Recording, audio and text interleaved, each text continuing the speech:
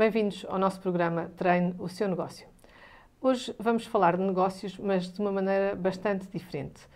Vamos falar de sistemas que existem nos negócios, mas que muitas vezes não são compreendidos, não são conhecidos e que os empresários muitas vezes não têm acesso. No entanto, existem metodologias para podermos ter acesso a essa informação e existe todo um método, toda uma forma de as abordar. Falamos aqui de constelações e, neste caso, de constelações organizacionais. Temos um homem que eu considero uma pessoa muito especial connosco. Começa por ser um engenheiro, um empresário e depois, em determinada altura, muda completamente a sua vida e dedica-se a esta forma de estar nas empresas e à análise desta forma de estar.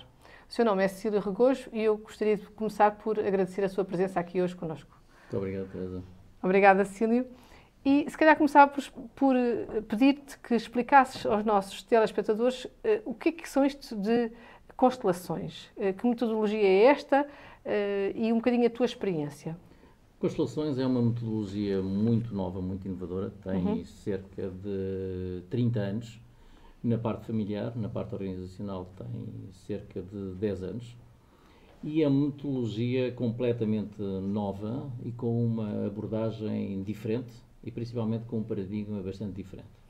É uma metodologia que utiliza bastante a intuição e olha para as empresas como sistemas. Exatamente. E eu gostava um bocadinho que explicasse isso, porque esse conceito não é fácil. Fala-se muito da palavra sistémica, não é? Portanto, mas o que acontece é que é mais simples explicar através do sistema familiar. Okay. O sistema familiar, portanto, é um sistema que nós vemos como é que funciona. Portanto, tem determinadas regras. Os avós vêm primeiro que os pais, depois vêm os filhos e tem esse funcionamento de sistema. Nas organizações é muito semelhante, porque há também vários sistemas, mas há muitos sistemas que estão a trabalhar ao mesmo tempo e simultaneamente e muitos subsistemas a trabalhar entre eles. E isso é o que traz mais confusão nas empresas. Muitas vezes, através desta metodologia, nota-se que há um mau funcionamento de um sistema e a repercussão é num outro lado da empresa. Quase como uma bola de snooker, não é? Que bate num lado e depois vai para o outro. É mais do que isso. A bola de snooker tem esse movimento, portanto, isto é como se fosse uma rede, que é um sistema, portanto, que estão todos os elementos interligados. A definição de sistema é interessante nestes casos. Nós conhecemos os sistemas que são, digamos, as máquinas normais, os carros, Claro. Portanto, são vários elementos que estão ligados entre si para um determinado fim. No caso destes sistemas de humanos, que são os sistemas empresariais, são sistemas que estão interligados entre si, mas numa contínua mudança. Ok. Portanto, estão permanentemente em mudança, portanto, estão permanentemente a interactuar uns com os outros. Ok. E, no fundo, com esta metodologia, nós conseguimos compreender o que é que está ali a acontecer. Para além daquilo que é patente, não é? Daquilo que conseguimos ver, há toda uma dinâmica que acontece. Aliás, eu gosto muito de falar nesta metodologia com uma frase simples, que é com as pessoas com que nós trabalhamos, portanto, com um empresário, dizemos que ele tem acesso à informação que já sabe, mas não sabe que sabe. Ok. Portanto, normalmente nós temos muita informação dentro de nós, não só, portanto, trabalhamos normalmente só com a parte racional, Claro. mas temos muito a nível intuitivo, a nível corporal. E, através desta metodologia, nós conseguimos aceder a essa informação e essa informação, portanto, faz-se visível. Ao fazer-se visível, a quantidade de informação é tão grande que o empresário vê como é que está a funcionar o sistema e sabe onde é que pode atuar.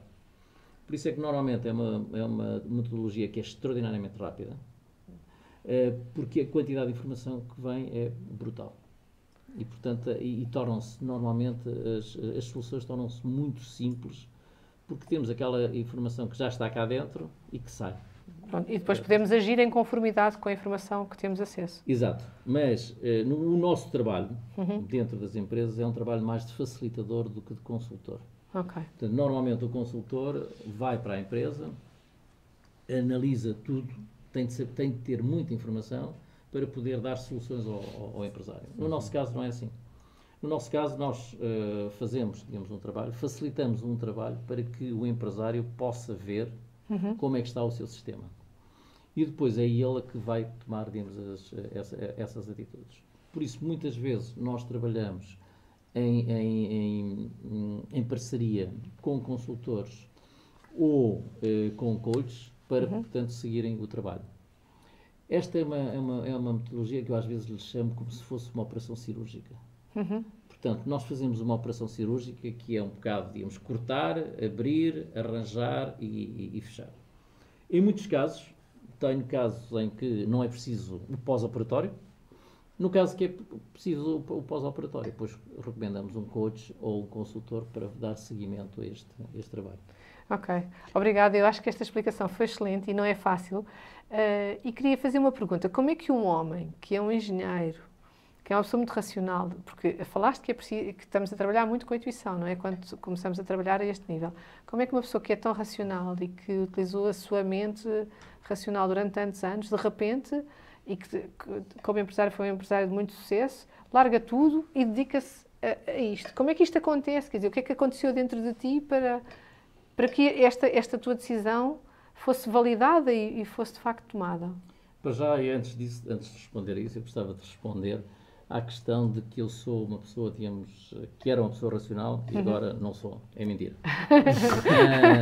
Eu não quis dizer exatamente isso, mas pronto. Portanto, eu continuo sendo muito racional, simplesmente utilizo agora outras competências que o ser humano tem, mas que não sabe que tem. E uma delas, digamos, é a intuição. E eu gosto de falar, digamos, da intuição, aliás o Pedro também gosta um bocado da parte da intuição, por uma razão muito simples, porque para mim a intuição é algo que nós temos já dentro de nós, simplesmente que não utilizamos. Muitas vezes falamos que as mulheres têm mais intuição do que os homens. É verdade. Não é verdade. É verdade que as pessoas dizem. Exatamente. É verdade que as pessoas dizem. O que é que acontece? O que acontece é que, para mim, o ser humano tem os 5 sentidos, mas tem muito mais, que nós não conhecemos. A intuição talvez seja um deles. Então, a intuição, o que acontece é o seguinte, é que nós temos de confiar na intuição. E vemos os empresários, digamos, antigos, que não tinham formação... Tradicionais. Não tinham praticamente formação nenhuma.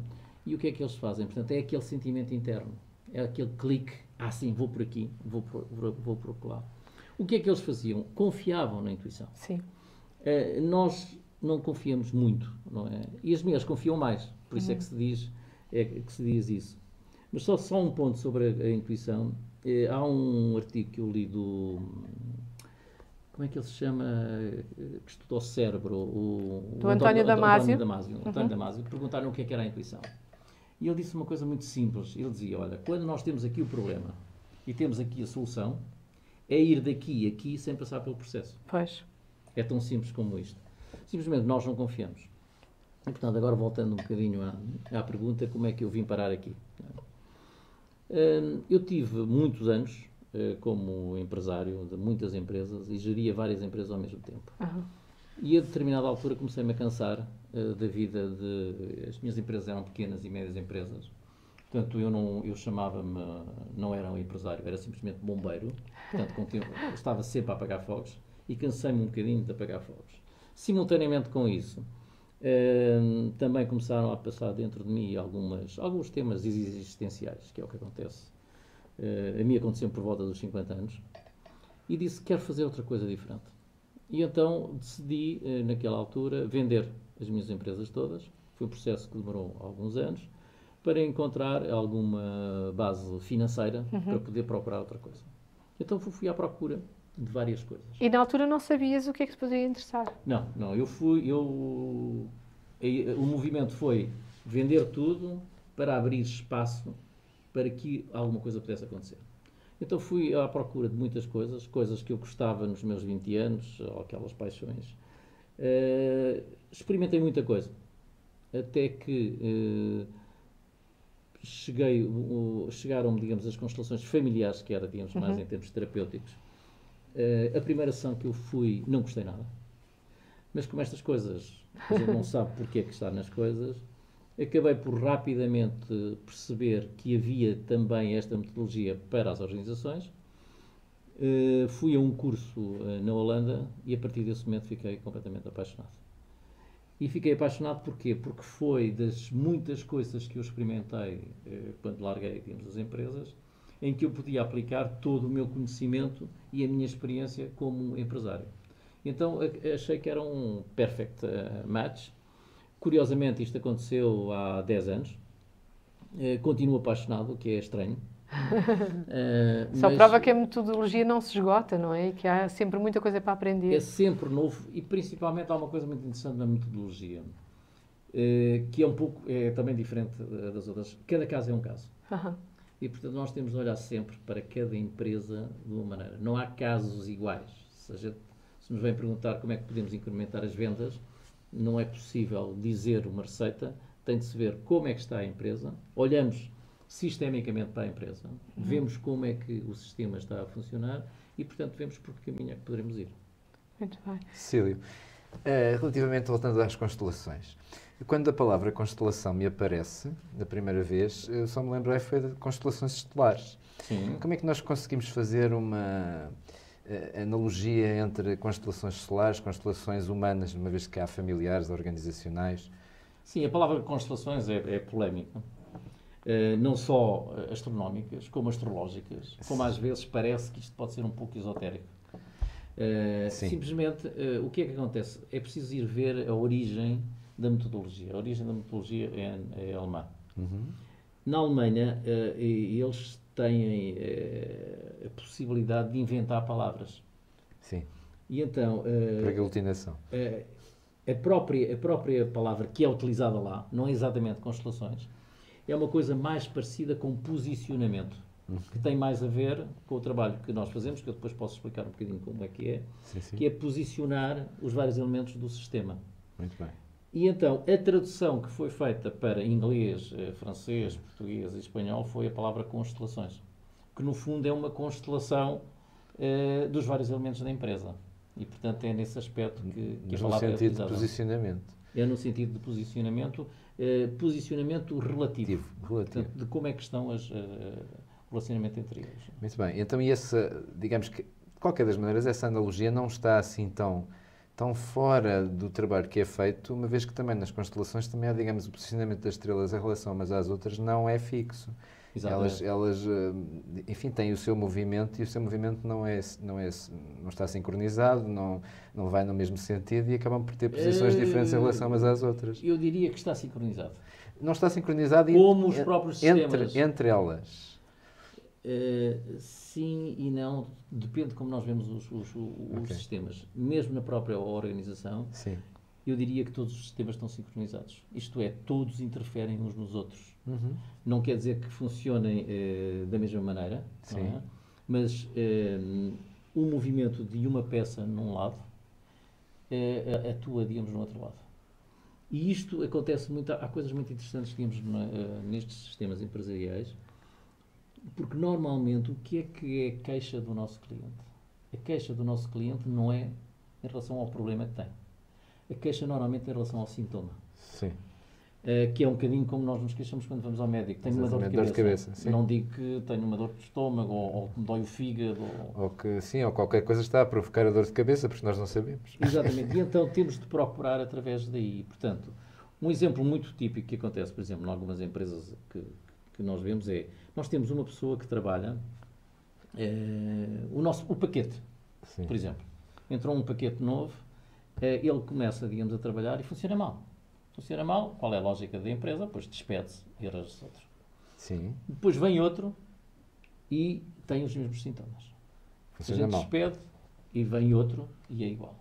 Então aí o empresário pode pensar, eu não sei escolher pessoas, mas pode ver as coisas de outra maneira. Exatamente. Talvez este elemento esteja a ser o sintoma de alguma coisa que não funciona bem na empresa. E com esta metodologia nós temos possibilidade de ver porque é que ele funciona mal. Às vezes pode ser um problema que há aqui entre os sócios. E ele, que é o elemento mais novo do sistema, é o que, de certa maneira... põe em evidência.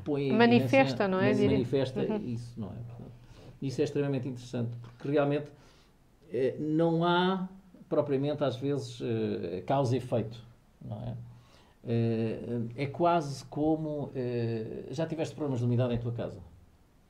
Sim, Ou não. em quase Há todas, algumas. em quase Em todas as algumas- casas a gente tem. Algumas das tem casas problemas de em que umidade. vivi, sim. Os problemas de umidade ou de infiltrações de água, não é? Portanto, acontecem muitas vezes. A ruptura é aqui e a água sai na outra ponta. Sim. E, portanto, e é exatamente como funcionam, digamos, aqui os sistemas. Portanto, o problema pode ser aqui, mas nós vamos a descobrir que a causa disto é no outro lado qualquer. Não é? Sim, sim, sim. Muito bem. Relativamente, então, digamos, ao tal posicionamento, conseguimos ter uma imagem de como é que isso é feito? Isto é feito de uma forma muito simples. O processo é relativamente simples neste aspecto. Nós, como facilitadores desta ferramenta, não precisamos ter muita informação do cliente, que é ao contrário, digamos, do consultor, que precisa de muita informação. Porque nós só vamos trabalhar é com o sistema do cliente. A entrevista inicial é mais para ver, em relação ao tema que o cliente quer tratar. O cliente, neste caso, o empresário, O não é? empresário E normalmente trabalhas sempre com empresários, certo? Trabalho com empresários, com Profissionais. profissionais, portanto, com diretores e às vezes também com as próprias pessoas da empresa, porque também podemos utilizar esta ferramenta para questões pessoais, como, por exemplo, ficar na empresa ou sair da empresa. Sim, sim, sim. Decisões profissionais. Exatamente. Portanto, também se pode fazer aí. Mas voltando atrás, portanto, primeiro faz-se uma pequena entrevista. Nessa pequena entrevista nós vamos detectar qual é o sistema que está a funcionar para aquele tema. E quais são os elementos Os principais elementos, que sim. podem ser simplesmente diretor-geral, diretor comercial, o produto, a competência, os clientes. Os lucros. Os lucros é mais uma consequência. Ok. Portanto, também Margens, se pode, também podemos se pode, trabalhar. mas é mais o sistema onde, onde está a funcionar. Com isso, normalmente isto é feito numa espécie de workshop com pessoas, não é? E então, a pessoa com quem estamos a trabalhar, portanto, o empresário escolhe, dentro dessas pessoas que estão disponíveis, uma para representar cada um destes elementos. Depois, estes elementos são colocados pelo empresário como se fosse uma espécie de roleplay, Sim, sim, sim. num espaço, e vamos começar, digamos, a ver como é que eles se sentem naquele espaço. O que é muito interessante é que o próprio empresário, como se conecta muito com aquele sistema, eles parece que é exatamente o sistema que ele tem. E então, a partir daí, começamos a trabalhar. Há bocado falaste no esoterismo. É aqui que muitas vezes as pessoas pensam que há qualquer coisa de esotérico nesta metodologia. Exatamente, não é? exatamente. Porquê? Porque normalmente vemos às vezes, o empresário vê alguém que está a representar e que não conhece o original, digamos assim, e tem reações parecidas com o original. Então isto parece às vezes, portanto, às vezes até parece que foi tipo médium ou assim, portanto, não é nada disso. Neste momento, o interessante desta metodologia é que começou mais como método do que metodologia, digamos assim. Portanto, começou-se a aplicar e agora é que se estão a descobrir algumas coisas. Sim. E, portanto, para isso, para este funcionamento de como os representantes funcionam, há um professor que define isto, que eles fazem uma representação perceptiva. Portanto, é como se eles se apercebessem de parte do sistema do empresário e representam dessa maneira. Mas há outras explicações muito interessantes, como, por exemplo, os campos morfogenéticos do Sheldrake, que é um estudo, portanto, é um biólogo inglês que tem estudado estes campos morfogenéticos, que diz que os animais da mesma espécie podem comunicar entre eles e não tem a ver nem com o tempo nem com o espaço.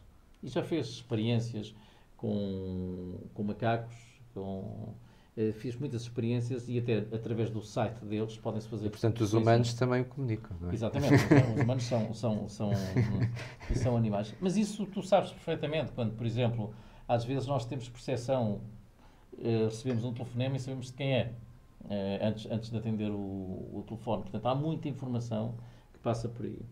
Outra das explicações que também é muito interessante, que vem das neurociências, são os neurónios espelho, que foi uma descoberta recente, há cerca de 20 anos, por uns psicólogos em Itália, que dizem que nós temos uns tipos de neurónios que captam as emoções dos outros.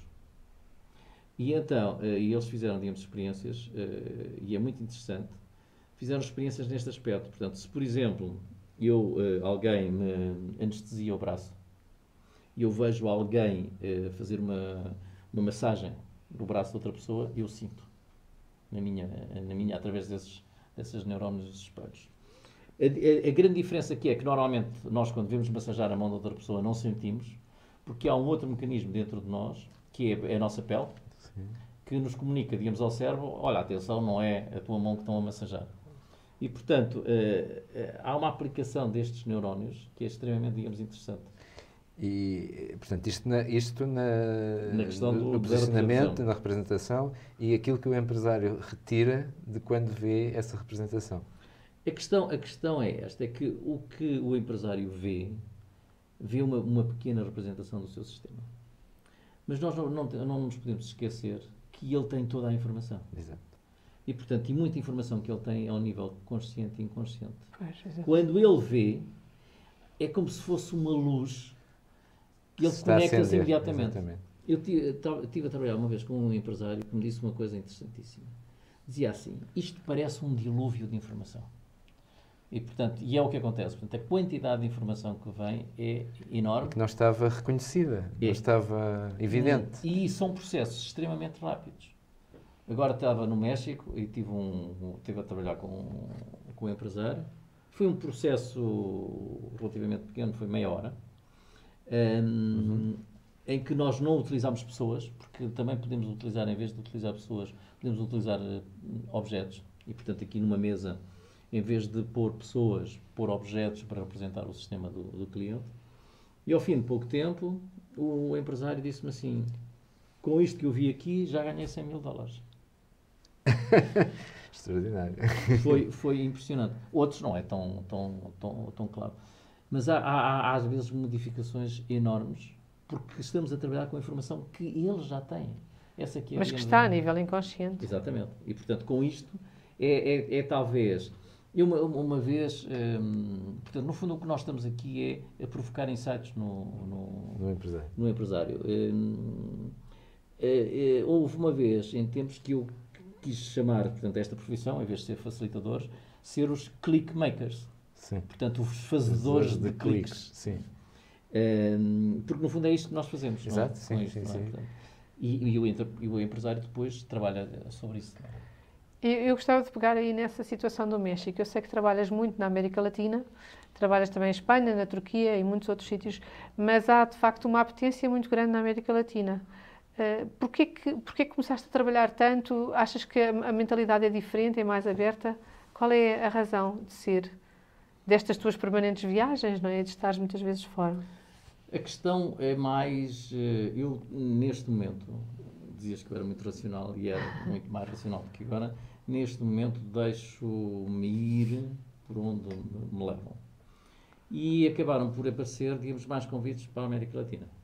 Mas porque há uma mentalidade mais aberta, compreendem melhor esta existência dos sistemas, aceitam-na melhor? Eu acho que na América Latina existe uma abertura maior para coisas diferentes. Ok. Dentro das empresas ainda, portanto, não é fácil. Portanto, é um processo. É um caminho lento, mas já há muitas empresas, digamos, a trabalhar. Também há uma outra questão. Digamos que o mercado da América Latina é muito maior do que o mercado. Não é? Claro. E está em crescimento, não é? Portanto, muitas vezes deve haver desafios e a pessoa vai lançar mão daquilo E só para veres, por exemplo, na cidade do México, onde eu estive agora, são 25 milhões de habitantes. Claro. Comparando-nos com Portugal. E depois, são países que estão em crescimento. São países em crescimento e que querem, digamos, ir para a frente, não é? E tem sido, digamos, umas experiências muito interessantes.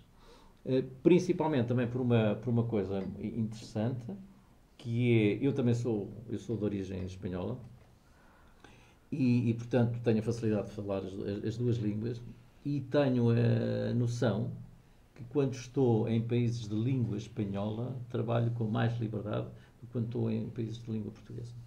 Ainda não tenho uma explicação para isto, mas é muito interessante. Sentes-te mais livre? Sim, e pessoas que já me viram trabalhar com as duas línguas dizem que eu sou diferente nesses dois línguas. É interessante, muito interessante. Mas ainda a propósito da questão dos países da América Latina, é uma reflexão que eu às vezes faço, é que, não só da América Latina, mas a América em geral, é um continente onde, digamos que as pessoas são mentalmente mais jovens do que na Europa. Isto faz algum sentido, da tua experiência? Não sei se são mentalmente mais jovens. Sim, O que é um país são países mais jovens e as pessoas, digamos que estão mais à procura de mais informação, têm menos história coletivamente. Há duas coisas básicas. Que temos a América Latina e temos os Estados Unidos. São coisas completamente diferentes. Sim. Portanto, esta metodologia nos Estados Unidos tem tido alguma dificuldade de entrar, precisamente porque há muito menos abertura e há muito mais tradição. No outro lado, portanto, é mais porque há muitas coisas lá que funcionam de uma forma perfeitamente, digamos, natural. Desde falarmos de curandeiros, ou xamãs, ou outro tipo de coisa, já é normal entre a população. Aqui começa-se a falar, e até se acha, digamos, que às vezes são bruxos, ou não sei o que. Há isso. Agora, o que eu não estou de maneira nenhuma de acordo é que são países muito mais novos do que nós. Esse é um tema que eu gosto muito de discutir pelo seguinte. Os Estados Unidos dizem que têm 400 ou 500 anos, e aqueles países também. Para mim não é assim. Porque aqueles países existiam exatamente como a Europa. O mundo tem exatamente a mesma idade. Sim. O que acontece é que havia lá muitos indígenas que os europeus e outros acabaram por matar. E esta é a realidade. Estamos a falar, digamos, dos Estados Unidos e estamos a falar, digamos, mesmo na América Latina. do Sul também. E na América Latina nós vemos algumas zonas, por exemplo, o México vê-se bastante ainda muito indígena. Sim, há muita miscigenação. Mas noutros países, portanto, vamos talvez mais para a Argentina ou para o Chile, portanto já é muito mais ocidentalizado, não é? Agora, para mim a história está lá. Nós é que não os queremos ver. E isso às vezes é um dos temas complicados, não só para nós, como também para eles. Sim. Mas eu recuso-me a dizer que são países novos. São países exatamente tão antigos como a Europa. E talvez por esse histórico estejam mais ligados à sua intuição e, portanto, mais abertos para esta metodologia. Estarão mais ligados eu diria, à terra, como eles chamam lá, como é que se diz? Madre Tierra. Sim. Madre Tierra, estão muito ligados à natureza, digamos, ao que é. Nós aqui andamos a passear no ar. Portanto, andamos todos aqui a pensar que somos inteligentes, mas estamos sem pés na terra. E eles têm muito mais esse contacto. Então, nesse caso, a minha reflexão está de rastros, porque os mais maduros acabam por ser os latino-americanos. Quando nós vemos a sabedoria que existe ali, e a sabedoria, digamos, de base, é impressionante. Não é? Basta ver a cultura da Europa, a cultura deles. A cultura da Europa, os velhos são lixo. A palavra é esta. Nas grandes empresas e nas multinacionais, a partir dos 40 e tal anos, já não prestas. Pois. E deita-se fora uma informação e um conhecimento enorme. Sim. Que, por exemplo, no Japão são muito considerados, digamos, os velhos, não é? E na América Latina, as pessoas com uma certa idade, as pessoas têm respeito por elas. Na Europa, não. Então diz-me quem é mais tradicional ou quem é mais antigo. Estou rendido a esses argumentos. Bem, então ficamos por aqui. Obrigada, Cílio. Foi muito interessante e também Obrigado, é muito Cílio. bom para nós partilharmos estas metodologias e também ajudarmos um bocadinho a abrir as consciências e que as pessoas entendam. E também divulgar que há outros métodos de conseguir retirar a informação que afinal até já há tempos. Essa aqui é a grande descoberta. Então, obrigada e até ao próximo programa.